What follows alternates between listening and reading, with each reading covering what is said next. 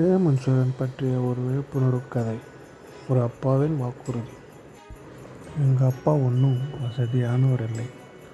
அவர் எங்கள் ஊருக்கு பக்கத்தில் இருக்கிற கம்பெனியில் இன்ஜினியராக வேலை செய்து வந்தார்.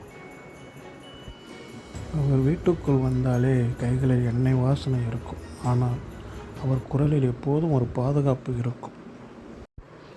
நாங்கள் தூங்கும்போது அம்மாவிடம் அப்பா மெதுவாக சொல்வார், என்ன நடந்தாலும் குழந்தைகள் பாதுகாப்பாக இருப்பாங்க. அப்போ எனக்கு அது புரியல.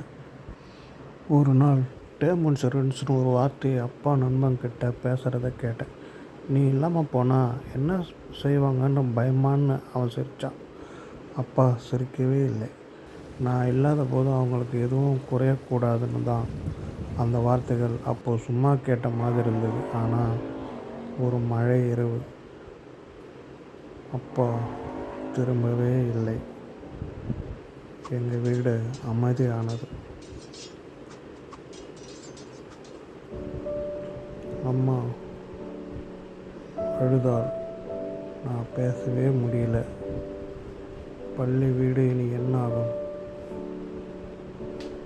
அம்மா அழுதாள்.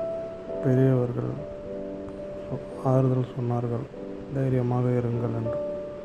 அப்போது ஒரு கடிதம் வந்தது. அப்பா எடுத்திருந்த டேர்ம் இன்சூரன்ஸ். அந்த பணம் என் அப்பாவை திரும்ப கொண்டு வரல.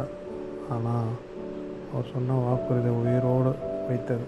நான் இன்னும் பள்ளிக்கு போகிறேன். எங்கள் வீடு இன்னும் எங்கள் வீடு தான். அம்மா இப்போ ஒரு சின்ன தையல் கடை வைத்திருக்காங்க.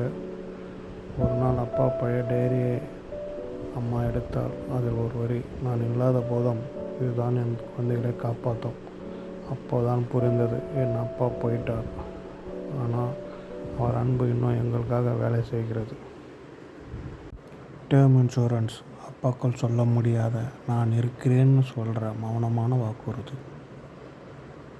இந்த வீடியோ உங்களுக்கு பிடிச்சிருந்தால் லைக் பண்ணுங்கள், ஷேர் பண்ணுங்கள், சப்ஸ்கிரைப் பண்ணுங்கள்.